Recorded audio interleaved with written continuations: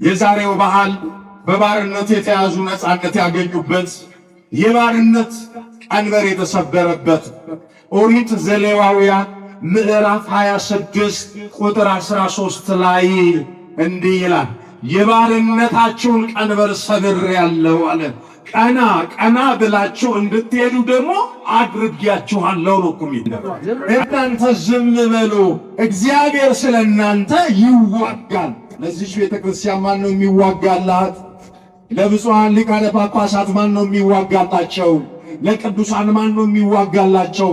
ኧረ እዚህ ለተገኘን ሁሉ የሚዋጋልን ማን ነው? ኃይል እግዚአብሔር ነው። ባካቸው አመስግኑት። ስሜ በእርሱ ላይ ነው አለ ሚካኤል። መኑ ከመ እግዚአብሔር፣ እንደ እግዚአብሔር ያለ ማን ነው? እንደ እግዚአብሔር ያለ ማን ነው የሚል የሚካኤል ስም ነው። ስሙ እንኳን የእግዚአብሔርን ኃያልነትና ታላቅነትን የሚሰብክ መልአክ ነው። መልአኩ መልአከ ምሕረት ነው ላመኑት።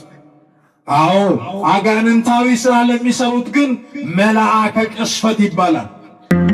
ውድ የሳንኤል ሚዲያ ቤተሰቦች በዚህ ቻናል የኢትዮጵያ ኦርቶዶክስ ተዋሕዶ የንግስ በዓላትን፣ መጽሐፍ ቅዱስን መሠረት ያደረጉ ስብከቶችን፣ መንፈሳዊ ዝማሬዎችን እና ክብረ ቅዱሳንን የሚገልጡ ትምህርቶችን በስፋት የሚቀርቡበት ስለሆነ ለቻናሉ አዲስ ከሆኑ ሰብስክራይብ በማድረግ ቤተሰብ ይሁኑ።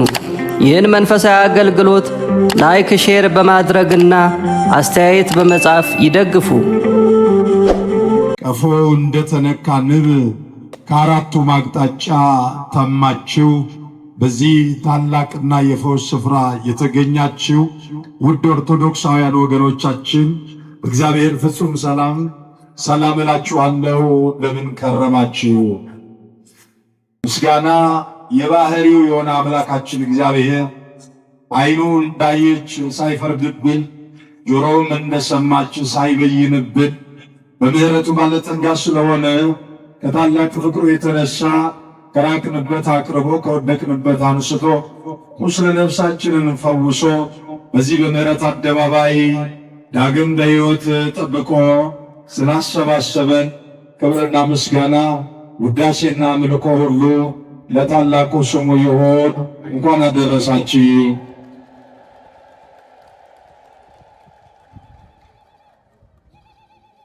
እስኪ ድገማችሁ እግዚአብሔርን አመስግኑ። ዛሬ ለእናንተ የሚያደርጋትን የእግዚአብሔርን ማዳን እዩ። ዘጸአት ምዕራፍ 14 ቁጥር 13 ላይ ያለውን ኃይለ ቃል መነሻ አድርገን እንደ አምላካችን እንደ እግዚአብሔር መልካም ፈቃድ አብረን እንማማራለን። ለእኔም ለታናሹ አገልጋይ ቃሉ ወደ እናንተ ማደርስበት ጸጋ፣ እናንተም ደግሞ በምትሰሙት ቃል እንድታርፉበት እኔንም እናንተንም እግዚአብሔር ይርዳችሁ።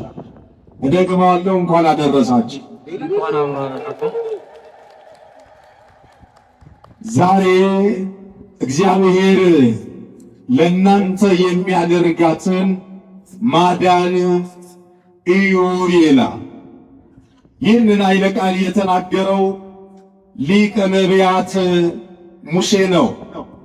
ሙሴ ማለት ከባህር ከውሃ የተገኘ ማለት ነው። ሙሴ በእግዚአብሔር ፊት ቅንነት የተገኘበት ነቢይ ነው። ሙሴ እግዚአብሔር በጠላት እጅ ያሳደገው ሰው ነው።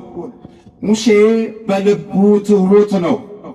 ክፉዎች ወንድሙና እህቱ ቢያጉረመርሙበት እግዚአብሔር አሮንንና ማርያምን ስለ ሙሴ ፈንታ በለምጽ ያነደዳቸው ጻድቁ ሙሴን ስለነኩበት ነው።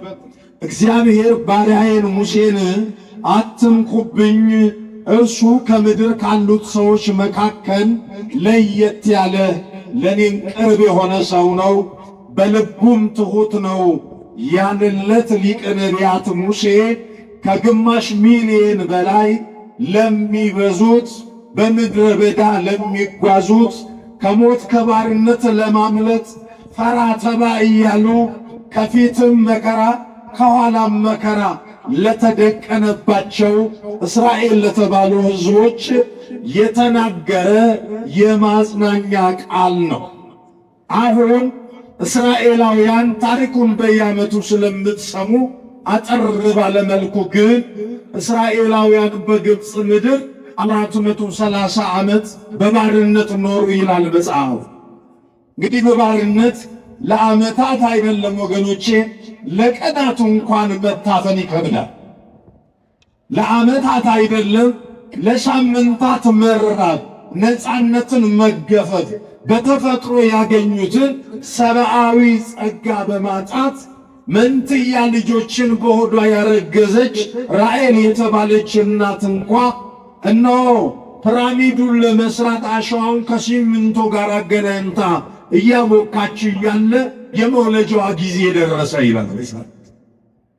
ሁለት ልጆቿን ለመገላገል ስትል አስገዳጆቿንና አስፈሪዎቿን እባካችሁ ፍቀዱልኝ፣ መውለጃ ይደርሷል፣ ምጥ መጥቷል፣ እባካችሁ ልጆችን ልውደድ ብላ ስትል የለም የለም፣ ይልቁንስ የልጆችሽ ደም ለፒራሚዳችን ውበት ይጠቅማልና እዛው ወልደሽ እዚያው እርገጫቸው ተባለች።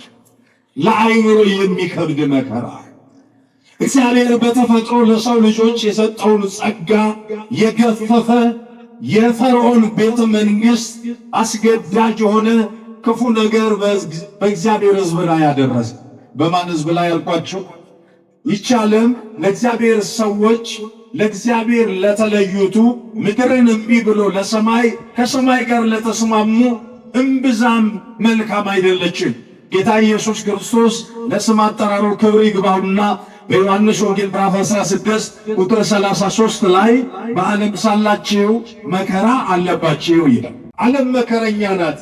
አይደለም በእናንተ በእኔ ላይ መከራ ደርሳለች፣ እኔ ድል አድርጌ አልፌአለሁ፣ እናንተ እኔን ያመናችሁ ደግሞ ይሆንላችኋል። እግዚአብሔር ቀን ቆጠረና ሕዝቡን ጎበኘ። እኛን የሚጎበኝበትን ጊዜ እግዚአብሔር ቅርብ ያደርግልን። በፍቅር እግዚአብሔር ምድሪቱን የሚጎበኝበት፣ በረድኤት ምድሪቱን እግዚአብሔር የሚጎበኝበት አይደለም ሩቅ እግዚአብሔር ቅርብ ያደርግልን። ብቻ እግዚአብሔርን እንጠብቅ። ደግሞ የራሔል እንባ የጸባዖትን ደጅ አንኳኳ ይላል። ሰማይ የሚደርስ እንባ፣ የንስሐ እንባ፣ ምሕረት ከእግዚአብሔር ዘንድ የሚያሰጥ እንባ፣ እግዚአብሔርን አቤት የሚያስብል እንባ ኢትዮጵያውያን እንዲኖረን እግዚአብሔር ጸጋ ያብዛለት። አንዲት እናት እንባዋን ዘገነች፣ ወደ ሰማይ ረጨች። መጽሐፍ ሲናገር ምን አለ? ራሔል ስለ ልጆቿ መጽናናትን አልቻለችም፣ በሕይወት የሉምና። ሙሴ ከዚህ በኋላ የእግዚአብሔር ጥሪ ደርሶ ተራራው ላይ ደረሰ። የእረኝነት በትሩን ይዞ ነበረ። በዚያ በትር ከዚህም በፊት ግብፃውያንን አናታቸውን ገምሶበት ነበር። ስለዚህ እጁን በትሩን ደም ነበረው። እግዚአብሔር የያዝከውን በትር እንደ ያዝክ ፊቴ ቁም አለ። የእግርን ጫማ አውልቅ ይለዋል። ይሄ በሐዲስ ኪዳን ሲተረጎም በልብ ያለውን ክፋት አውልቃችሁ በእግዚአብሔር ፊት ቁሙ ማለት። ምቀኝነትን አውልቀን፣ ጥላቻን አውልቀን፣ ዘረኝነትን አውልቀን፣ ክፋትን አውልቀን፣ ይሄ ልብን ያገማ ያሸተተ ክፉ ነገራችን አውልቀን በእግዚአብሔር ፊት በየዋህነትና በእምነት እንድንቆም እውነት የዛሬ ቁመታችን እንደርሱ ይሁንልን። እግዚአብሔርን አመስግኑት ባካቸው። ከዚህ በኋላ ሙሴ እንዴት ላደርጋለ? አሁን ወደ ፈርዖን ልክ ነው አለ እግዚአብሔር። ወደ ማን? ወደ ፈርዖን። አረ ፈርዖን እኮ ልበ ደንዳና ነው፣ አንተንም አያውቅም ሕዝቡንም አይለቅም። እንዴት አድርጌ አለ። እኔ ደግሞ አንደበቴ ኮልታፋ ነው። ወገኖቼ ብዙ ነገራችን ሰላላ እኮ ነው። ብዙ ነገራችን ኮልታፋ ነው። ተናግረን በሰው ፊት አንደበት ላይ ኖረን ይችላል። ላንደመጥ እንችል ይሆናል፣ ላንሰማ እንችል ይሆናል። ተራምደን መድረስ ያቅተን ይሆናል። ጉልበት የለን ይሆናል። እግዚአብሔር ጉልበት ሲሆነንሳ ዳዊት ጎልያድን ይጥል የለም ወይ? እግዚአብሔር አቅም ሲሆነንሳ እንደርሳለን ያሉ ባለ ሰረገላዎቹ ፈረሰኞቹ ከኋላ ይቀሩ የለም ወይ? እግዚአብሔር ሲነሳ ባህር ለሁለት ይከፈል የለም ወይ? ሙሴን ምን አለው እግዚአብሔር? እኔ አንደበት እሆንሃለሁ አለ። እግዚአብሔር አንደበት ይሁን። እኔ ምን እሆንሃለሁ? አንደበት እሆንሃለሁ። ሂድና ያለና የሚኖር እግዚአብሔር ያገለግለኝ ዘንድ ሕዝቤን ልቀቅ ይልሃል። እስከ ዛሬ ጣዖትን ያገለገለ ሕዝብ፣ እስከ ዛሬ ፈርዖንን ያገለገለ ሕዝብ፣ እስከ ዛሬ ምስጋና ያጣችውን ግብፅን ያገለገለ ሕዝብ ከእንግዲህ እኔን ያገለግለኛል አለ እግዚአብሔር። ወገኖች ቆርጣችሁ ተነሱ እስኪ ለነፍሳችሁ ለመትረፍ እግዚአብሔርን ለማገልገል። ብዙዎቻችሁ እዚህ ያላችሁ ሁሉ የእግዚአብሔር አገልጋዮች ናችሁ። አዎ ከምን አንጻር ያላችሁኝ እንደሆነ በጉልበታችሁ እግዚአብሔርን ያገለገላችሁ፣ በጊዜያችሁ እግዚአብሔርን ያገለገላችሁ፣ በገንዘባችሁ እግዚአብሔርን ያገለገላችሁ፣ እግዚአብሔር አገልግሎታችሁንና ድካማችሁን ከንቱ አያስቀርባችሁ። አዎ እስራኤል ዘሥጋ ናቸው። ከምድረ ግብፅ ከባርነት ቤት ወጥተው ሊሄዱ ሲሉ ሙሴ ምን አለ? አምላክ ሆይ እንዴት ብዬ ወደሱ ልሂድ አለ። ግብፅ ሲወርድ እግዚአብሔር በትር አስጨበጠው። እስኪ በትርን ወርውር አለው። በትሩ እባብ ሆነ። እባብ ሲሆን ሁለት ነገር ታይቶበታል። አንደኛ የእባብ መንፈስ ነው፣ ደም አፍሳሽነት። ምን አፍሳሽነት? ደም አፍሳሽነት። አዎ ሞትን ወደ ምድር ጉስቁልና ወደ ሰው ሕይወት ያመጣው ከሳጥናኤል ተቀብሎ እባብ በመሆኑ አንድም እንደ እባብ በትሩ ተወርውሮ ያ ደረቅ በትር እንደ እባብ መወዛወዝ ሲጀምር የእባቡ መንፈስ ከውስጡ መትቼልሃለሁ፣ ከእንግዲህ የሰውን አናት አትገምስበትም፣ በበትሩ ባህር ትገምሳለህ ሲል ኧረ አመስግኑት እግዚአብሔር። ጉቦኛ የሆነ ሕሊናችንን፣ ደም አፍሳሽ የሆነ እጃችንን፣ ክፉ የቋጠረ ልባችንን አሁን እግዚአብሔር ዛሬ እንዲያየን እንዲጎበኘን የእርሱ መልካም ፈቃድ ይሆንልን። እንዲሁም ደግሞ ሙሴ የወረወራት በትር ተአምር ትሆናለች። አዎ እባብ ይሆናል፣ መልሰ ስትይዘው በትር ይሆናል አለ። የቀደመው ጉዳይ እባብ ነው። እባብ የሰውን ሕይወት በብዙ መርዟል። እስራኤልን በምድረ በዳ መርዛማው እባብ እየነደፋቸው በመንገድ አስቀርቷቸዋል። መርዝ የሌለው እባብ ግን በዓላማ ተሰቅሎ የተነደፉ ሁሉ ያንን የናሱን እባብ አይተው ድነዋል። ዮሐንስ ወንጌል ምዕራፍ 3 ቁጥር 14 ላይ እንደተናገረው ጌታ ኢየሱስ እንዲህ አለ፣ በእኔ ያመኑ የዘላለም ሕይወት ይወርሱ ዘንድ እንጂ እንዳይሞቱ የሰው ልጅ ሙሴ በምድረ በዳ እባብን እንደሰቀለ የሰው ልጅ እንዲሁ ይሰቀላል አለ። አዎ ተሰቅሎ ስናየው የዳነው መስቀሉን አይተን ድነናል። መስቀሉ በደሙ ስለተዋጀ በመስቀሉ ሥራ ኃጢአትና ሞት ጥልም ጭምር ስለሞተ ማለት ነው። እንመለስ። ሙሴ ያንን በትር ይዞ እግዚአብሔር እንዳዘዘው ወደ ግብፅ ወረደ ይላል። በ80 ዓመቱ አረጋዊው ሙሴ በ80 ዓመቱ እንደ ጎልማሳ ሆኖ ፈርዖን ፊት ቆመ። 10 መቅሰፍታት ግብፅ ላይ ቢፈራረቁ የፈርዖን ልብ ደነደነ ይላል። በ10ኛው ሞተ። በበጉ ደም ምልክትነት እስራኤላውያን ሙሴ ይዟቸው ከመውጣቱ በፊት ምን አሉ?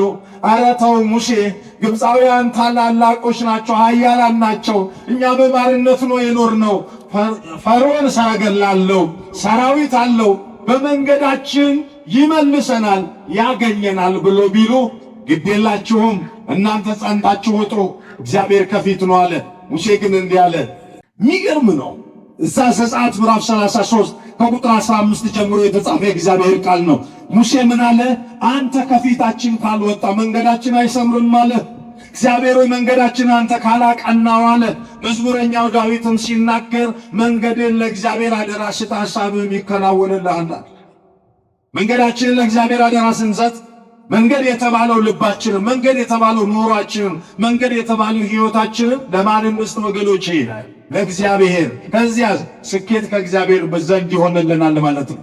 ሙሴ ይህንን ካደረገ በኋላ በበጉ ደሙ የነካው በር ሁሉ የእስራኤላውያን ነው፣ የእግዚአብሔር ሕዝብ ነው። ያ በግ ጥፍሩ ያልዘረዘረ፣ ጸጉሩ ያላረረ፣ ቀንዱ ያልከረከረ ንጹሕ በግ ነው። ይሄ በግ ጥላ ነው፣ አካሉ ገና ይመጣል። ይሄ በግ እስራኤልን ከግብፅ አውጥቶ ደሙ ከነዓን ያደርሳል። አማናዊው በግ ግን ከሲኦል አውጥቶ ገነት ያደርሳል። ክብርና ምስጋና ለስሙ ይሁን። ከዚህ በኋላ ሕዝቡ መንገዱን ከጀመረ በኋላ መና ከሰማይ ይወርድላቸዋል። ይከተላቸው የነበረ አለት አለ። ከአለቱ ውሃ ይጠጣሉ። እስራኤላውያን ግን በመንገዳቸው እየሄዱ እያለ የተንጣለለው ባሕረ ኤርትራ ጋር ደረሱ። ሙሴ ከምድር እየመራ መልአከ ኃይል መልአከ ምሕረት ቅዱስ ሚካኤል ቀኑን በደመና እየጋረደ ሌሊቱን በአምደ ብርሃን እየተከለ ሕዝቡ ቀንና ሌሊት እየተጓዘ እንቅፋት አይመታውም። ለምን ይባል? የእግዚአብሔር መልአክ ሚካኤል እየጠራቸው እንቅፋት አልመታቸውም ይላል። ምን አልመታቸውም? እግዚአብሔር ከመንገዳችን ከሕይወታችን እንቅፋቱን ያንሳልን። ቅዱስ ሚካኤል እየቀደመ ጎድጓዳውን ይሄ ምድረ በዳ የሆነውን ነገር እያለመለመ እባቡንና ጊንጡን እየረገጠ እንቅፋቱን እየነቀለ ጉድጓዱን እየደፈነ ሚካኤል እኮ ነው አውጥቶ የሚመልሰን ወገኖቼ፣ እኛ እግዚአብሔር ልጆች ስለሆነ። ሙሴ በምድረ በዳ ምሪት እየሰጠ ቅዱስ ሚካኤል ደግሞ ደመናውንና አየሩን እየባረከ ሕዝቡን እየመራ ባሕረ ኤርትራ ጋር ሲደርሱ ፈርዖን ከነሰራዊቱ ደረሰ። እስራኤላውያን ተናጠልባቸው ተጨነቁ። ሙሴ ብለን ነበረ ላናመልጥ እኮ ነው የሮጥነው አሉ። ይሄው ደረሰብን፣ ከፊት ባሕር ነው መሸሽ አንችልም። ደግሞ እኛ እግረኞች ነን፣ እነሱ ፈረሰኞች ናቸው፣ ወዴት እናመልጣለን ሲሉ ሙሴ ቀና ብሎ እስራኤል ቀና ብሎ ፈርዖንን ሲያዩ ሙሴ ቀና ብሎ እግዚአብሔርን አየ። እናንተ ቀና ስትሉ ምንድነው የምታዩት?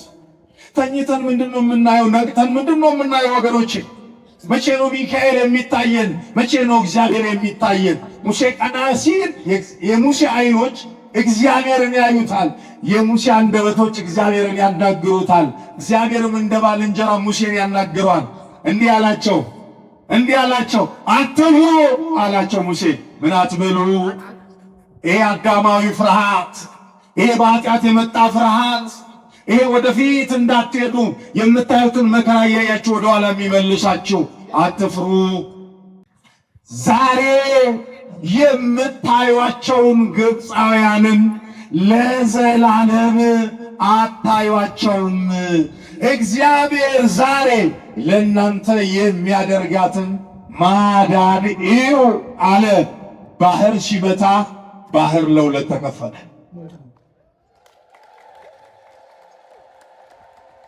የእግዚአብሔር ሕዝብ ድኩማን የተባሉ እስራኤላውያን ኃይለ መንፈስ ቅዱስን ታጥቀው ባህር ይገርማቸዋል። እንዴት እንደቆመ ልንገራችሁ። ባህር የቆመው እንደ ግድግዳ ፈሳሹ ባህር በሙሴ በትር እኮ ነው። እናንተ ኃይል አለው። የብፁዓን ሊቃነ ጳጳሳት በትረ ሙሴያቸው መስቀላቸው ኃይል አለው። ሙሴ በበትሩ ባህር አቆመ። ክርስቶስ ደግሞ በመስቀሉ ሞተ ባህርን አቆመ ነው የምላችሁ። እግዚአብሔር ባመስግናታችሁ። ሙሴ ባህርን ከፈለ።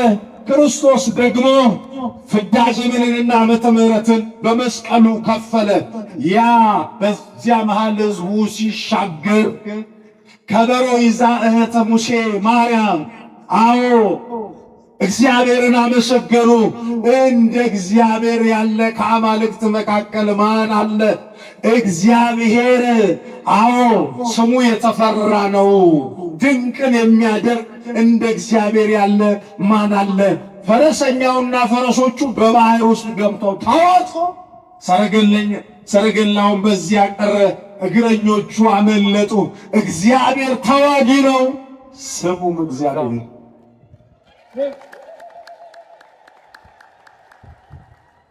ምዕመናን እባካችሁ ብዙ ነገር ላይ ውጊያ አትግቡ። እናንተ የምላስ ውጊያ አትግጠሙ።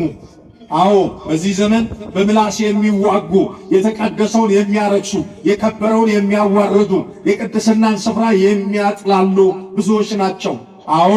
እኛ እንናገርም። እንዲያውም ሙሴ ምን አለ? እናንተ ዝም በሏል። ምን በሏል? ኧረ በማርያም ምን በሏል? እናንተ ዝም በሉ፣ እግዚአብሔር ስለ እናንተ ይዋጋል። ለዚህ ቤተ ክርስቲያን ማን ነው የሚዋጋላት? ለብፁዓን ሊቃነ ጳጳሳት ማን ነው የሚዋጋላቸው? ለቅዱሳን ማን ነው የሚዋጋላቸው? ኧረ እዚህ ለተገኘን ሁሉ የሚዋጋልን ማን ነው? ኃይል እግዚአብሔር ነው። ባካቸው አመስግኑት። ቅዱስ ሚካኤል ሙሴን እየቀደመው ሕዝቡ ተሻግሮ ሲያበቃ ሊገድሉ ሊያጠፉ የነበሩ ግብፃውያን ጨርሶ ባህር ሲገቡ ጠላት እንዳይታይ በባህር ውስጥ ዘጋው።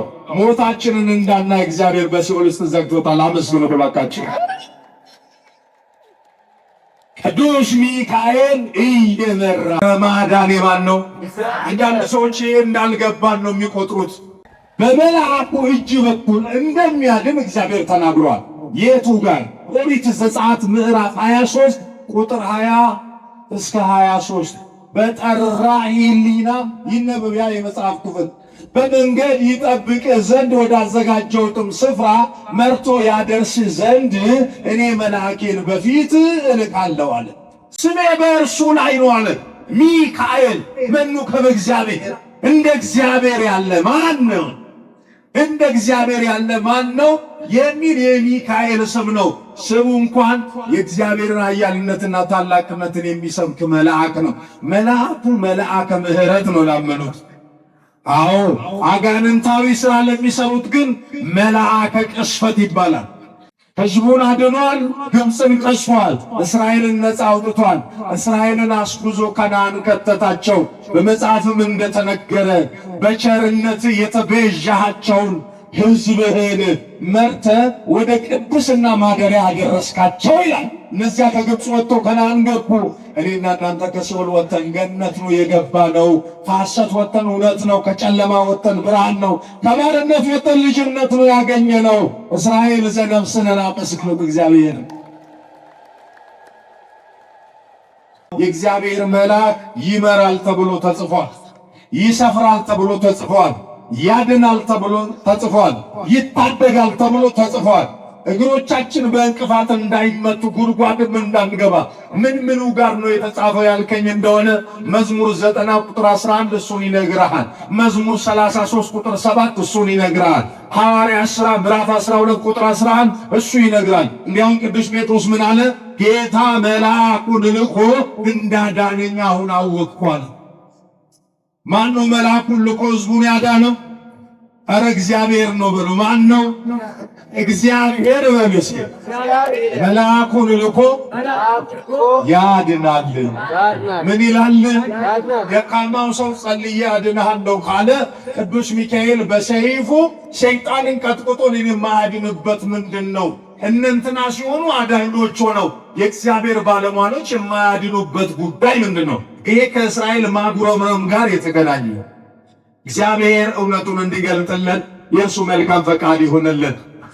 የዛሬው በዓል በባርነት የተያዙ ነፃነት ያገኙበት፣ የባርነት ቀንበር የተሰበረበት ኦሪት ዘሌዋውያን ምዕራፍ 26 ቁጥር 13 ላይ እንዲህ ይላል፣ የባርነታችሁን ቀንበር ሰብሬአለሁ አለ። ቀና ቀና ብላችሁ እንድትሄዱ ደግሞ አድርጌያችኋለሁ ነው እኮ። ቀና ቀና ያደረገን ሰው አይደለም። ቀና ያደረገን ወገን አይደለም። ቀናም ያደረገን ገንዘብ አይደለም። ቀና ያደረገን እውቀት አይደለም። ቀና ቀና ያደረገን ማነው? አፍረታችንን ሰብሮልን፣ ሕመማችንን ሰብሮልን፣ ኃጢአታችንን ሰብሮልን፣ ደዌያችንን ሰብሮልን ቀና ያደረገን እግዚአብሔር ነው። ዛሬ ባርነት ቀንበር የተሰበረበት ነው። ከኃጢአት ባርነት እግዚአብሔር ሰብሮ ነፃ ያውጣል። ሁለተኛ የዛሬው ቀን የነፃነትም ቀን ነው። የምን ቀን ነው? አረ ግድ የላችሁ ትንቢተ ኢሳይያስ ምዕራፍ 61 ላይ እነሆ እኔ የተዋረዱት እንዲከብሩ፣ ለድሆች ደግሞ በረከትን፣ ለታሰሩት መፈታትን፣ በባርነት ላሉ ነፃነትን እሰብክ ዘንድ መጣሁ እንዳለ እስራኤላውያን በሙሴ አማካኝነት ነፃ እንደወጡ እኔና እናንተም ደግሞ በክርስቶስ ከእስራት ከሞት ከጨለማ ነፃ ወጥተናል። መልአኩ የክርስቶስ አገልጋይ ሆኖ የታሰረውን ጴጥሮስ ፈቶ እንደለቀቀ ሁሉ እኔንና እናንተንም ከኃጢአት እስራትና ከዲያብሎስ አገዛዝ ነፃ ሊያወጣን ቅዱስ ሚካኤል የታመነ መልአክ ነው። አመስግኑ እባካችሁ። ዋኑ ዋቀዮን እስኒፍ ሆጀቴን ሀረ ኢላላ ኑንጀዳ seera ba'uu boqonnaa 14 lakkoofsa 13 gubbaarratti hangafti raajotaa qulqullichi Museen maqaan hiikoon isaa galaana irraa bishaan irraa kan argame kan jedhame mana garbummaa keessa kan ture Museen Waaqayyoof hojjechuuf jecha mana Fari'oon amantaadhaan kan lagate saba Waaqayyoo wajjin godaansa kan filate qulqulluun abbaan keenya raajicha Museetu sagalee kana dubbate sagalee saba Waaqayyoottiin jajjabeesse. Israa'eloonni saba Waaqayyoo jechuudha waggaa 430 bittaa garbummaa hidhaa Fari'oon jala turanii imimmaan Israa'el Waaqayyoon ilaalee deessuu turte lakkuu gadameessaa odoo qabdu da'uuf yeroo qaqqabdu piiraamiida masaraa biyya Misir waan bareechuufi ijoollee kilachuu achumatti da'ii luka keetiin irra jedhu jedhamti. Dhiigni ijoollee ishee achitti dhangala'eeti imimmaan ishee akkasitti fuutee gara samiitti ol facaaste Raaheel. Waaqayyo imimmaan Raaheel ilaale. Raa'eelis waa'ee ijoollee ishee callisuu dadhabdee lubbuun hin jiraatan waan isaaniitiif wawwaatteedha.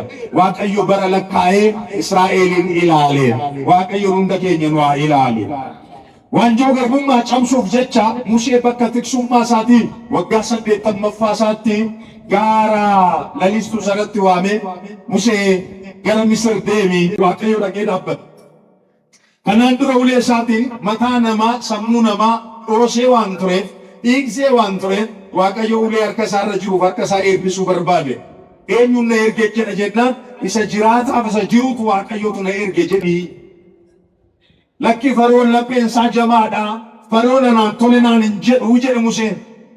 Yeroo kana lapheen isaa jabaatu taasisii waliin hin jiran. Lakki afaan kun saqaalamaan akka hin godheen Fari'oonin amansiisennaan an afaan sii ta'aatti hin jedhe Waaqayyo.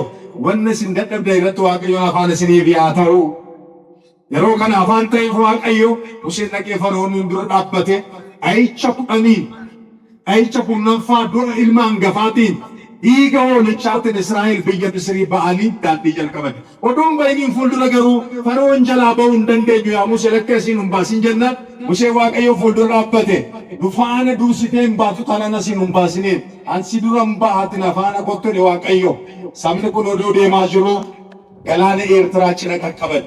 Galaanni Eertiraa fuuldura jira kan doofaa isaatii fi fardeensaa loltuu isaa hiriirsee Fari'oon duubaan hoggaatti dhufu Israa'el ija isaanii kaasanii Fari'oonin ilaalanii Museen ija isaa kaasee Waaqayyoon ilaale. Ergamaan Waaqayyoo qulqulluu Miikaa'el guyyaa duumessaan halkan immoo faaggaa ifaatiin saba isaa kan ittiin geggeesse saba Waaqayyoo kan gargaaru Miikaa'el Israa'elin Misrii baasee Kanaanitti galchee aniifisin immoo biyya lafaa cubburraa baanee qajeelummaa Waaqayyootti du'arraa jireenyatti garbummaarraa kucummaatti guyyaatti galle guyyaa addaati. Guyyaan kun mee Waaqayyoodhaaf galata laadhaa.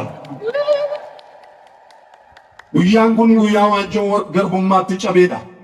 Eeyyee waanjoo garbummaa keessan isinirraa cabseera ol jettanii akka deemtan isin taasisa jedheera. Guyyaan kun guyyaa birmadummaati. Guyyaan kun guyyaa gammachuuti. Guyyaan kun guyyaa galataati. Seera bahuu boqonnaa 15 hoggaa dubbistan guyyaan kun guyyaa dibbeetti baadhattee obboleettiin Musee Waaqayyo mo'aadha guyyaatti hin jedhan. Duuti guyyaatti cabee garbummaan guyyaatti cabee gargaarsi ergamaa Waaqayyoo fayyisuun Waaqayyoo bilisa ba'uun saba Waaqayyoo guyyaatti mul'ateedha. Oqumniif ulfinni galanni Waaqayyoodhaaf haa ta'u. ወገኖቼ ከዚህ ታሪክ እኔና እናንተም የምንማረው ከፈርዖን አገዛዝ ከተባለው ከዲያብሎስ አገዛዝ ነፃ መውጣት እንችል። አዎ ከጥላቻ ነፃ መውጣት እንችል። ከባርነት ነፃ መውጣት እንችል። ጉያን ኩነና ፍስኒፍስ ጉያ ጃለተማን ባሩማ ገርቡማ ጀላ ጉያ ብሊሱማ ተበውራፍ ቀዱ ፈርዖን ካኑትተ አዎ ገንዘብን መውደድ ፈርዖን ሆኖብን ሊሆን ይችላል። ስልጣን ፈርዖን ሆኖብን ሊሆን ይችላል። ሌላም ጉዳይ ፈርዖን ሊሆንብን ይችላል። ዛሬ ነፃ መውጣት አለብን። እግዚአብሔር ወደ ጽድቅ እንዲያወጣን፣ እግዚአብሔር ወደ ረፍቱ እንዲያደርሰን ለዚህ ልንዘጋጅ ያስፈልጋል ማለት ነው። ዲያብሎስ ፈርዖን እንዳይሆንብን፣ ጥላቻ ስልጣን እንዳይኖረው በእኛ ላይ አዎ ለደም አፍሳሾች ድንጋይ አንጨብጥም፣ ዳቦ እንሰጣቸዋለን፣ እንጸልይላቸዋለን። ዛሬ ምላሳቸው የእሳት ምድጃ የሆነባቸው ብዙዎች አሉ። እግዚአብሔር ስለ እናንተ ይዋጋል ተብሎ ተጽፏል። Waaqayyo waa'ee keessaniif lolaadha inni isiniif mo'a. Har'a Gibxi kan nuti ta'e jireenya keenya cubbuu keenya irraa bilisa baanee tokko taanee ኤርገማ ዋቀዮቲን ገርጋረምኔ ዋቀዮን ዋቄስኔ ኢዳ ጭቡ ጀላ ባኔ ከናን ከንጅረምቴ መነ ክርስቲያናት ተከገሉ ቡልቶ ቁልቁሌቲ መነ ክርስቲያናት ተኮሉ ሴኑ ሞቱማ ሳት ሰካ ቡባዱ ዋቀዮን እንደከኘን ዋገርጋሩ አርጁማን ዋቀዮ ገርጋር ሴርገማ ቁልቁሉ ሚካኤል አራር ቁልቁሌቲ ዱብሮ ማርያም ከደናኔ ቢፈሙ አባ ከኛ ሁነ ሳዊሮስ እንደከኘ ወሊናተው እንግዲያውስ ከግብፅ ከምትመስለው ማንነት ወጥተን በእግዚአብሔር ቸርነት ተከልለን በመልአኩ ተራዳይነት ተረድተን ከኃጢአት ግብፅ ወጥተን ከፈርዖን ዲያብሎስ ተላቀን አዎ ከነዓን በተባለችው በእግዚአብሔር ቤት በመቅደሱና በመንግስቱ እንድንተም ወደዚያ እንድንጓዝ እግዚአብሔር ይርዳ፣ ፍጻሜያችንን ያሳምርልን። የእግዚአብሔር ቸርነት፣ የመልአኩ ተራዳይነት፣ የእመቤታችን አማላጅነት፣ የታላቁ የጸሎት የወንጌል የሰላም አባት የብፁዕ አቡነ ሳዊሮስ ጸሎት ቡራኬ ከሁላችን ጋር ይሁን። የዓመት ሰው ይበለን፣ ይቆየን። ወስብሐት ለእግዚአብሔር።